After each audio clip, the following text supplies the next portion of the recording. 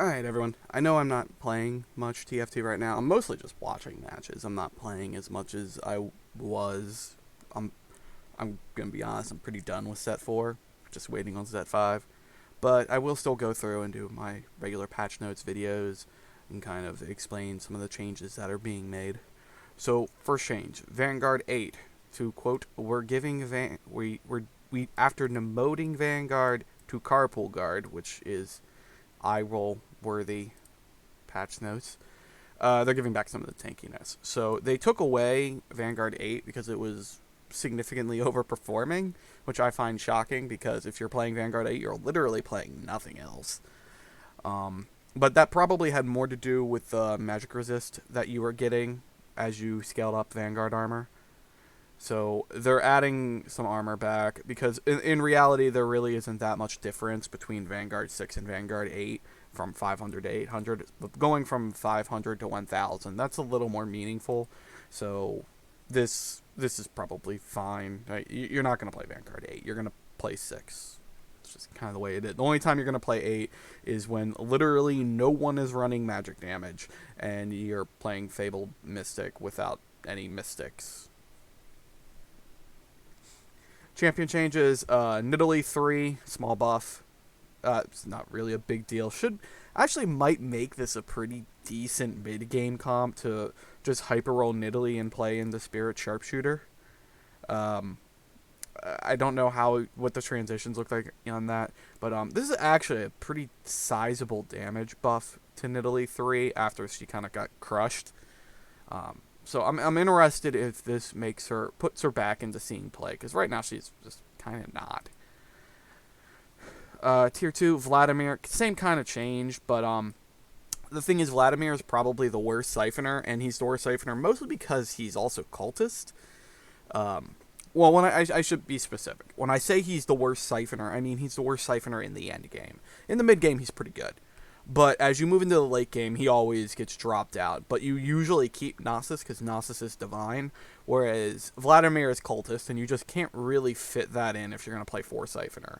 So unless you have a chosen Siphoner, you almost never find a way to get Vladimir in to play Siphoner 4. So in that case, they wanted to make him a little better, so they gave him a buff at 3-star that's not going to do anything. Darius. Okay, so this one, there's 2 changes here that are probably actually notable. Most of them are kind of just fluffy changes. This one's one that's kind of notable. A lot of the pros who haven't made it into, who have been knocked out of Worlds, are basically just playing Fortune every game. And it's been kind of funny. But one of the things is you have to have a carry in Fortune. That usually is Katarina.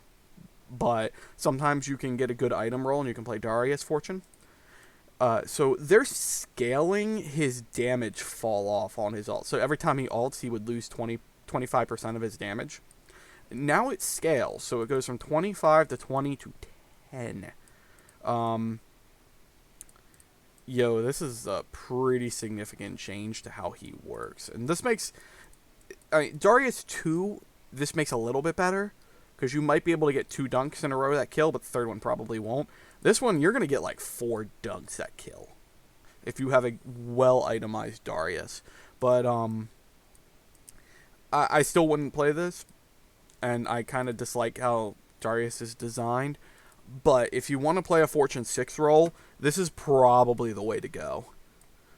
Just get some Jewel Gauntlets on him to scale up that damage cap on his crits and just go to town.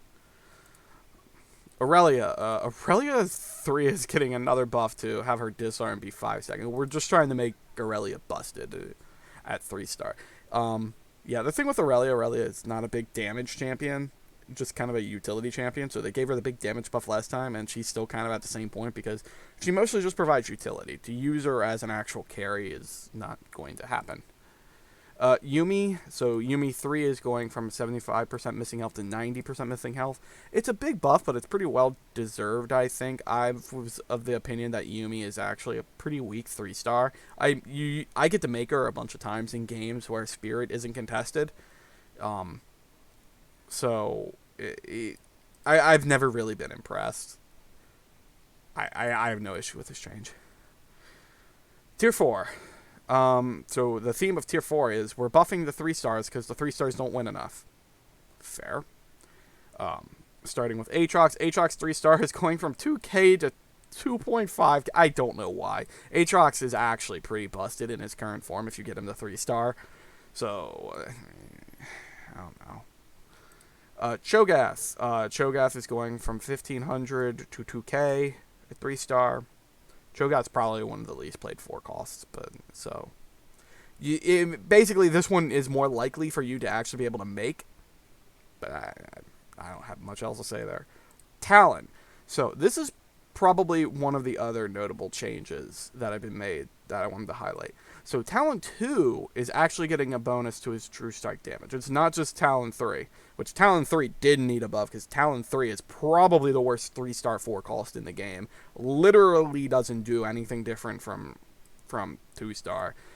There's a running joke that Aatrox 2 is better than Talon 3. I'm just going to highlight some of these damage values. And I know this says bonus damage and that this is a crit. But, like, this is likely to kill a bunch of things and does AoE damage. This hits one thing. Can't explain that. Shen. So, this change needs a bit of explaining. So, Shen has a mana lock, which is something that we learned from set 3. That if you have champions that give themselves shields, they need to have a mana lock. So that way they don't infinitely gain shields and become unkillable because they gain shields faster than anything can DPS them. So he has a mana lock of 4 seconds, but his shield is so big at 3-star, he had an 8-second mana lock. They've locked that in at 4 seconds. My understanding is that it's practically impossible to get rid of 3-star Shen shield in 4 seconds. Just from a practical standpoint, it's so high, you're not going to get rid of it in 4 seconds. So Shen will have a shield while he's gaining mana to cast his ult again at 3-star.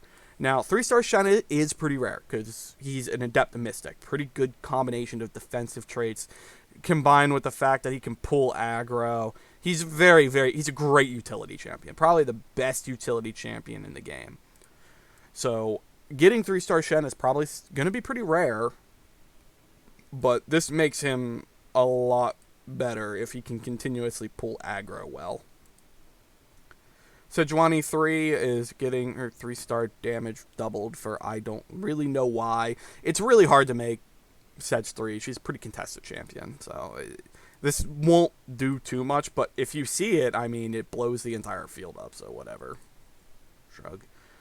Xayah 3, the return damage on Featherstorm goes from 400 to 600. This is fair. This spell sometimes doesn't do enough damage, in my opinion. So seeing it buffed at 3-star, that's fine. Lastly, they made changes to LP gains and losses on the MMR. So when you, like, hit high plat diamond, you often kind of get hard stuck because the gains and the losses kind of start to even out. Or, you start losing more than you gain for, like, getting, like, you get 7th and a 2nd, and you'll actually lose more because of the 7th than you gain with the 2nd. That's pretty common when you get into, like, diamond tier. So, I'm kind of happy to see this, but I'm not quite sure how it's going to impact, because that's outwardly MMM, not in-game MMR. So, LP is the MMR you visually see. It's how you tell you're improving. Whereas behind the scenes, there's an MMR system that, like, is supposed to realistically calculate your skill level.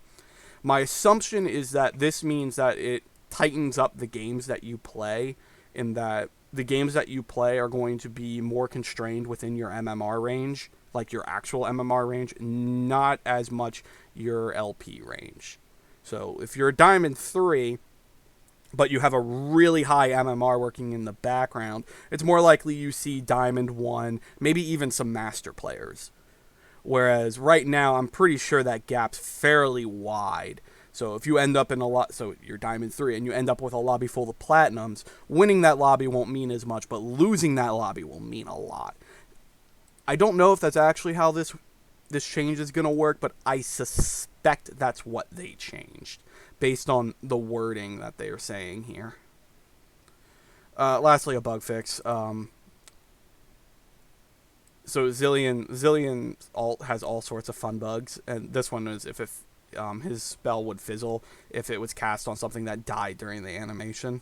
I don't know how this was fixed, whether it goes to a different target or whether he just casts again, but it's probably one of the two, I would assume. So that's pretty welcome because he would always cast on weak targets that were likely to die soon anyway. Anyway, that's it for this patch. I kept it to just under 11 minutes. Not bad by me. I suspect we won't see a B patch to this, but we could. It is coming into World season, so sometimes they like to put in a small patch before Worlds for things that are a little overtuned. But I believe this means we have one more patch, actual game patch, before we start seeing more Set 5 stuff, so I'm looking forward to that. Unfortunately, don't expect me to be playing too much. I'm pretty much done with Set 4. I've put TFT on the back burner for now, but I'll get back in once Set 5 comes out. Or I might do one last hurrah with Set 4. But anyway, that's it. I hope you all enjoyed this. Peace out.